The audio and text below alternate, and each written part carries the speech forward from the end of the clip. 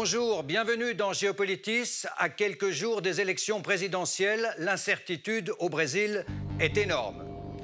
Le candidat de l'extrême droite est toujours le favori du premier tour. Jair Bolsonaro avait été poignardé dans un meeting au début du mois de septembre.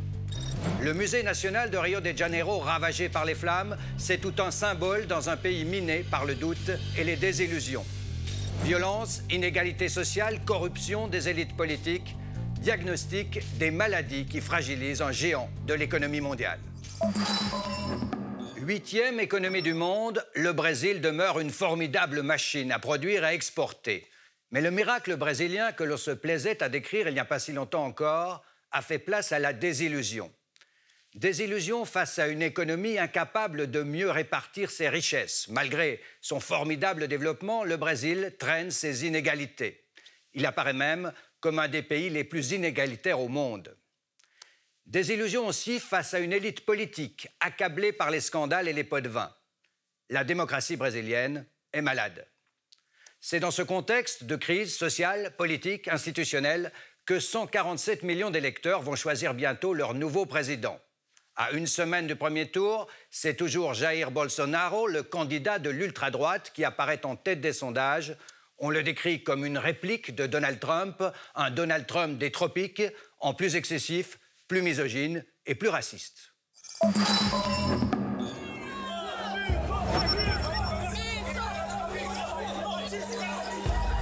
Le 6 septembre, le candidat d'extrême droite Jair Bolsonaro est poignardé lors d'un bain de foule dans le sud-est du Brésil.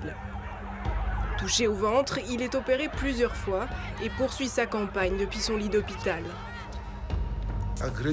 La grande préoccupation n'est pas vraiment de perdre à l'élection, c'est de perdre à cause de la fraude. Perdre n'est pour l'instant pas ce qui se profile pour celui qui fait la course en tête des sondages. Sa popularité ne cesse de grandir depuis son agression. Le candidat est pourtant bien loin de faire l'unanimité au Brésil. En 30 ans de carrière politique, il s'illustre volontiers dans les postures les plus polémiques, comme lors de cette altercation avec la députée au Congrès Maria de Rosario en 2003. Je suis un violeur maintenant. Je ne vous violerai même pas parce que vous ne le méritez pas. Bolsonaro est un partisan de la manière forte. Ancien capitaine de l'armée de terre, il ne cache pas sa nostalgie de la dictature militaire des années 60-80. Je veux une police civile et militaire qui défende le peuple et qui tire pour tuer. Des positions ultra-conservatrices et populistes qui semblent en tout cas capter une partie de l'électorat. À quelques jours du premier tour, les sondages donnent Jair Bolsonaro en tête des intentions de vote, devant le travailliste Fernando Haddad, le centriste Ciro Gomes, l'ultra-catholique Geraldo Alckmin et la candidate écologiste Marina Silva. C'est donc l'ancien maire de Sao Paulo, son plus sérieux concurrent. Fernando Haddad ne cesse de grignoter des points depuis qu'il a été officiellement désigné comme le remplaçant de Lula. Nous allons gagner cette élection au nom de Lula, du Parti des travailleurs, du Parti communiste, des organisations sociales, au nom du Brésil, car le Brésil mérite cette victoire. L'ex-président Lula purge une peine de 12 ans de prison. Il n'a pas échappé au Lava Jato, le grand nettoyage anticorruption mené par la justice. Bonjour Jamil Chad. Bonjour. Vous êtes journaliste, correspondant ici à Genève, auprès des Nations Unies, pour le grand journal de Sao Paulo, O Estado de Sao Paulo. Expliquez-moi ce qui se passe au Brésil, Jamil. Comment les Brésiliens, qui ont fait triompher 2 fois Lula et puis Dilma Rousseff, pourraient porter aujourd'hui au pouvoir un candidat de l'extrême droite? Bon, c'est vraiment un des pires moments de la démocratie brésilienne, ça c'est sûr.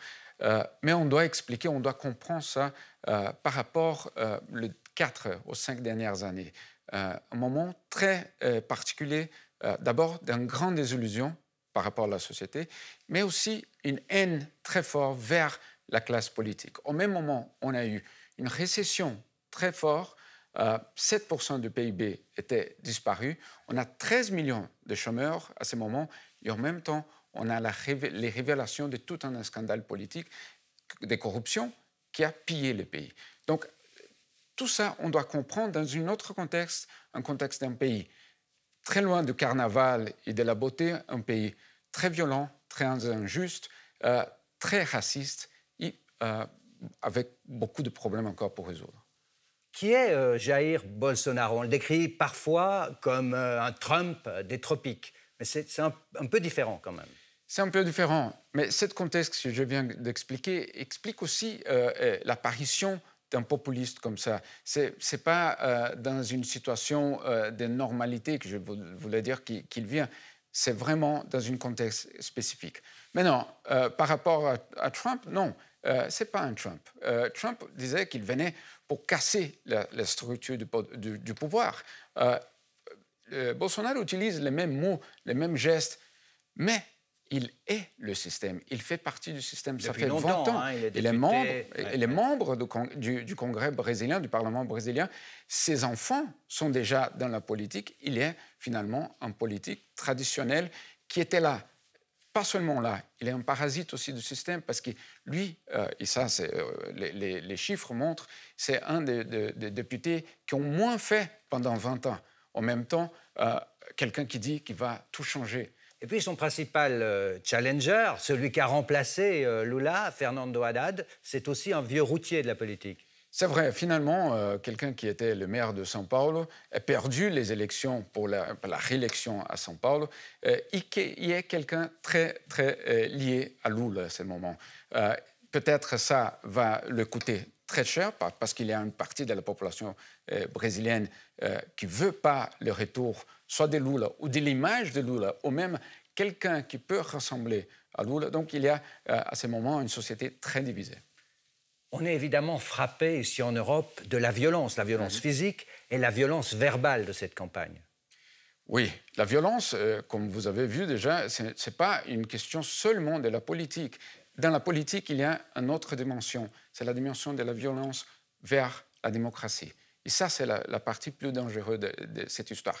Il y a au moins deux explications pour ça. D'abord, l'impunité. Ça, c'est un caractère très fort aujourd'hui de la société brésilienne. Mais aussi, il y a le fait que plusieurs partis politiques, de gauche et de droite, ont utilisé la haine comme un instrument pour arriver au pouvoir. Cette haine, aujourd'hui, retourne vers ces mêmes partis politiques. Lula, évidemment, c'est le grand absent de cette campagne. Est-ce qu'il est, selon vous, coupable des accusations qui lui valent d'avoir été condamné à 12 ans de prison? Bon, il y a un recours encore à la Cour suprême. On va attendre cette décision. Mais la situation c'est un peu plus complexe que seulement la situation d'une personne, d'un parti politique. On a vu, par exemple, dans le parti de Lula, le PT, plusieurs ex-ministres qui déjà reconnus des choses très graves, de corruption, de crimes vraiment très graves. On a aussi, de notre côté, la droite qui aussi a beaucoup de problèmes et ce gouvernement à ce moment aussi. Tous ces partis reviennent à la scène politique presque comme si rien n'était. Et ça, c'est très frappant. Est-ce que le Brésil a rêvé à l'époque de Lula? Est-ce qu'il a été déconnecté de la réalité, en quelque sorte? Oui. Peut-être ça, c'est de la grande faute de tout ce chemin, de cette histoire, le fait qu'on a cru qu'on était là déjà, qu'on avait déjà arrivé, que les problèmes de 500 ans d'esclavage, de colonialisme étaient déjà solutionnés. En réalité, c'est le fait qu'on était seulement au début d'un long chemin. Mais on rêvait, on a eu la découverte du pétrole, la Coupe du Monde, les Jeux Olympiques, 30 millions de personnes qui sortent de la pauvreté. Tout ça a donné une sens de... Bon, c'est fini. C'était un début, en fait. C'était le début. C'était le début qu'on a peut-être, et c'est une erreur de parti qui était au pouvoir à ce moment, d'avoir passé le message qu'on était déjà là. Arrivé. On n'était pas. Avant d'aller plus loin, Jamil, je vous propose ce sujet qui fait un rapide diagnostic de toutes les maladies de la société et de la démocratie brésilienne. On se retrouve juste après.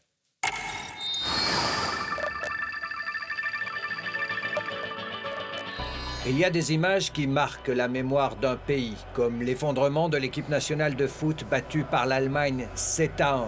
Le Brésil humilié, éliminé de sa Coupe du Monde que toute une nation rêvait de gagner pour la 6e fois. L'incendie qui a détruit le musée national de Rio de Janeiro début septembre s'inscrit dans la même symbolique.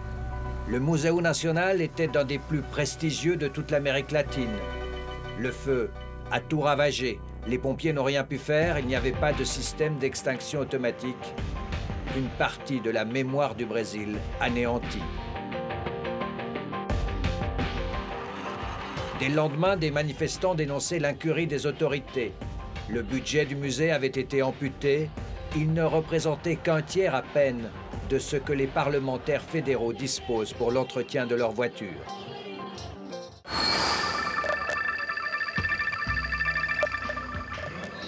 Corruption, clientélisme, malversation, il y a quelque chose qui cloche dans la démocratie brésilienne.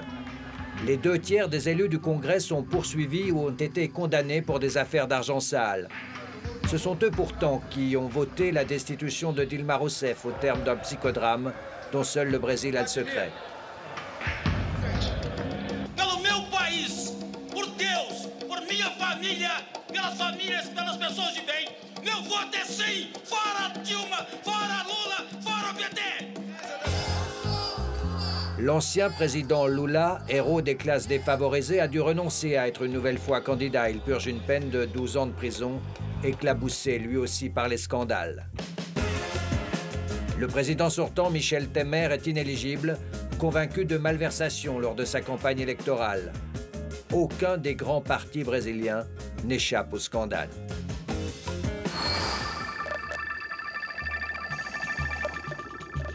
Au pays du carnaval et des plages de sable blanc, ce n'est pas évident, mais le Brésil figure désormais parmi les 10 pays les plus violents du monde.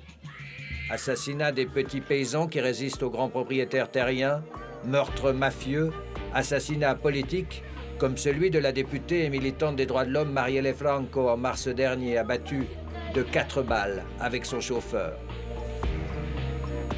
On a recensé en 2017 plus de 61 000 homicides. Un mort toutes les 7 minutes.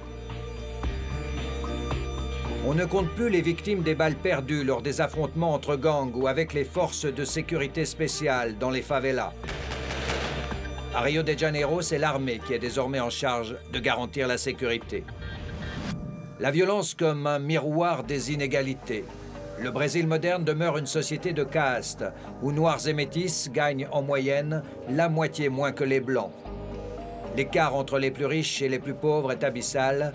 La folle prospérité des années 2000 n'a pas produit de grands miracles.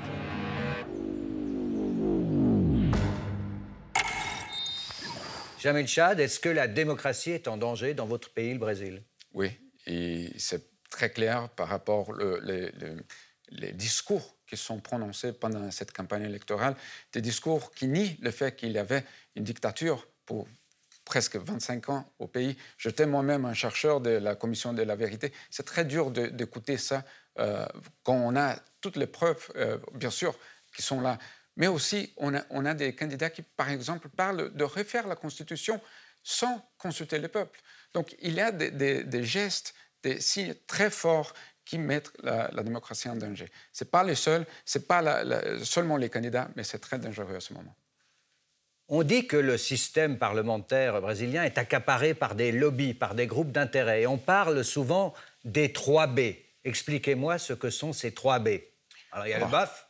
BAF, la Bible et la balle. Ce sont 3 gros groupes dans le Parlement brésilien. Un Parlement de presque 520-517 députés. 327 entre eux sont de ce groupe-là et qui sont absolument détachés de la représentation populaire. Et finalement, ils représentent ses intérêts. Le bœuf, l'agroalimentaire... C'est la grande industrie agroalimentaire. Absolument, le plus grand exportateur du pays. Donc, il y a un pouvoir économique, un pouvoir politique aussi. Vous avez les évangéliques qui aussi sont là parce qu'ils sont dans chaque banlieue de chaque ville du pays, mais ils répondent à une logique totalement différente. Et vous avez aussi les représentants des armes. Ouais, la bala. La bala. Donc, les partisans de la manière forte pour réduire la sécurité, etc. Voilà, et qui aussi représente le secteur économique qui, bien sûr, vend tout ça. Donc, on a ce détachement entre la société et le Parlement. C'est très dangereux parce que, bien sûr, on ne sent pas qu'il y a une représentation effective du peuple. Et est-ce que la présence de ces groupes d'intérêt explique le clientélisme et quelque part aussi le système de corruption qu'on a découvert au Brésil? Oui, parce que finalement, il y a une logique derrière qui c'est de donner une réponse à ses propres intérêts et pas à l'intérêt de la population ou pas à l'intérêt de ceux qui ont voté pour eux. On doit se rappeler, au Brésil, c'est obligatoire, le vote. Le vote, c'est obligatoire. Ça veut dire on vote même si on ne veut pas, même si on n'a pas un candidat. Et dans ce contexte-là, c'est très difficile après de suivre, de faire pression politique, d'avoir un système d'accountability, qu'on puisse après savoir qu'est-ce qu'un député a fait. Donc, oui, le clientélisme, c'est une des grandes tragédies, je pourrais dire, de la démocratie brésilienne à ce moment. Est-ce que les Brésiliens votent pour une personnalité? Est-ce qu'ils votent plutôt pour un programme et un parti? Plutôt pour des personnalités, des héros. C'est pour ça que peut-être Bolsonaro est tellement fort à ce moment. Il représente quelque chose, il ne représente pas un projet politique. Il y a aussi un manque de loyauté totale entre les politiciens et les partis politiques. Ils changent de parti très souvent. Ça veut dire que les partis, finalement, ou les projets sont seulement des instruments pour arriver au pouvoir. Alors, ce sera ma dernière question. Est-ce que le Brésil peut sortir de cette crise politique, institutionnelle, sociale? Est-ce que vous êtes confiant pour l'avenir de votre pays? Ça va être très dur. L'élection n'est pas la solution à ce moment. Seulement, l'élection ne va pas donner la solution pour cette crise. Je crois que les 4 dernières années, c'était des années qui, finalement, on a mis un miroir devant la société brésilienne. Cet miroir a montré une image très moche, finalement, d'un pays qui a un chemin très long à faire. Et peut-être, c'est la grande leçon de ces 4 ans, ou de ces dernières 20 ans, il n'y a pas un raccourci pour le développement. On doit faire chaque pas, chaque moment, chaque construction des institutions, de l'économie et de la société. Il n'y aura pas un raccourci pour arriver là-bas. Merci, Jamil Chad. Merci à vous. C'était un plaisir de vous recevoir sur le plateau de Geopolitis. Merci. La démocratie brésilienne est vacillante, on l'a dit. L'économie peine à se remettre d'une sévère récession. Les déficits publics se creusent. Le Brésil possède pourtant des ressources colossales. Inventaire Kevin Gertsch avec Sébastien Espinosa.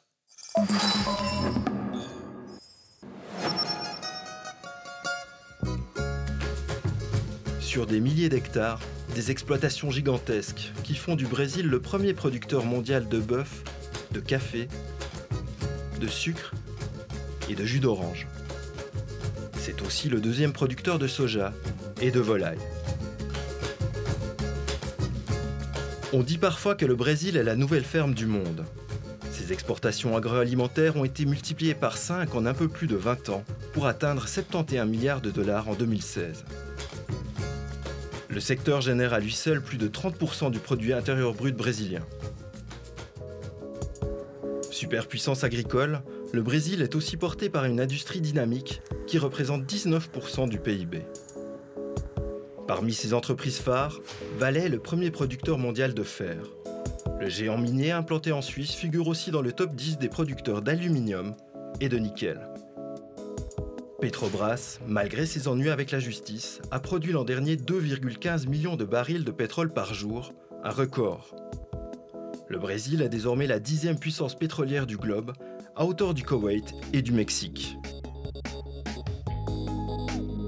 Embraer, 3e constructeur d'avions au monde, est un autre fleuron de l'économie brésilienne. Il génère chaque année 6 milliards de dollars de chiffre d'affaires. Les produits brésiliens se vendent aujourd'hui dans plus de 180 pays. Ils rapportent au Brésil 200 milliards de dollars par an. Son premier partenaire commercial, la Chine, qui absorbe 22% de ses exportations, suivi par les États-Unis et l'Argentine. Ce Brésil, géant des exportations, a traversé en 2015 et 2016 la pire récession de son histoire. La croissance est redevenue positive et a péniblement atteint 1% l'an dernier. Parmi les puissances émergentes, le Brésil est le pays qui a le plus souffert. Pendant ce temps-là, la Chine et l'Inde affichaient une croissance d'environ 7%.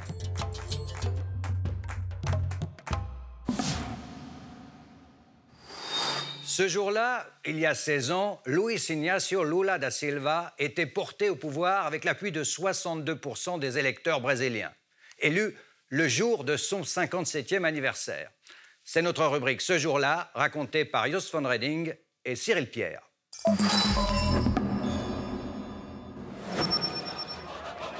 Sa 4e tentative aura été la bonne. Ce jour-là, le 27 octobre 2002, Lula accède au pouvoir. Et avec lui, le Parti des travailleurs qu'il a fondé 12 ans plus tôt. La gauche triomphante à la tête du pays, une première dans l'histoire du Brésil. Notre victoire, c'est la concrétisation de l'espoir que nous avons accumulé pendant beaucoup d'années dans ce pays.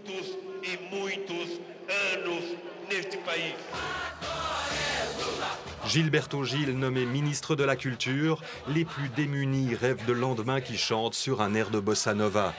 Tous ces efforts, Lula va les porter à améliorer leur sort. Lui, l'enfant des favelas qui a connu la faim.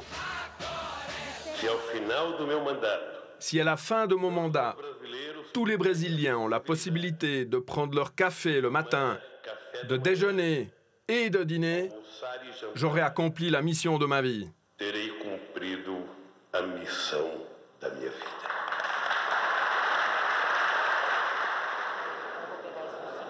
Première mesure pour remplir cette mission, la Bolsa Familia, la bourse famille, une aide versée aux mères de famille à condition que les enfants soient scolarisés et vaccinés. 50 millions de Brésiliens sont ainsi assurés du minimum vital. Lula sait que ces programmes d'aide sont tributaires d'une économie solide capable de les financer. Le Brésil doit exporter. Très vite, l'ancien syndicaliste fait place à l'homme d'État.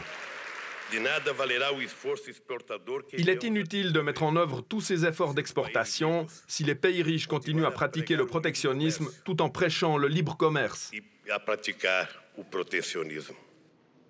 Sous son impulsion, le pays décolle et devient un poids lourd des économies émergentes au sein des BRIC, comme on les appelle, Brésil, Russie, Inde et Chine. Au G8, le Brésil est régulièrement sur la liste des invités. En 2009, à Copenhague, Lula fait partie de la demi-douzaine de dirigeants à négocier l'accord final sur le réchauffement climatique avec Barack Obama. Au bout du compte, rares sont les chefs d'État qui peuvent se targuer d'un pareil bilan. Encore plus rares, ceux qui, après 8 ans au pouvoir, jouissent encore d'un taux d'approbation de plus de 80% de la population. Lula, président du peuple, président populaire, même emprisonné pour corruption, il caracolait encore en tête des sondages avant de devoir renoncer à se présenter encore une fois. En préparant cette émission, nous avons visionné Brésil, le grand bond en arrière, une production Ikari réalisée au moment de la destitution de la présidente Dilma Rousseff. C'est à retrouver sur le site de la chaîne Arte. Soirée du 17 avril 2016. Les Brésiliens ont tous les yeux rivés sur leurs écrans. Ils suivent le vote qui va sceller le sort de la présidente Dilma Rousseff et enclencher sa destitution. Au Parlement, c'est la curée.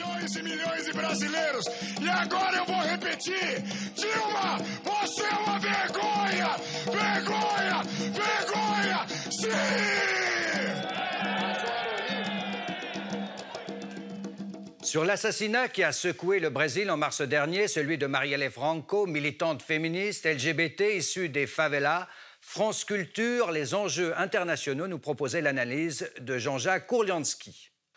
Et elle était également une élue de gauche. C'est important à souligner, donc minoritaire, puisque aux dernières élections municipales, la majorité, le maire qui a été élu, c'est un révélateur de l'évolution du Brésil d'aujourd'hui, est un évêque de l'Église universelle du royaume de Dieu, un personnage assez intolérant, Marcelo qui a même baissé les subventions au carnaval, qu'il considère comme une création culturelle satanique.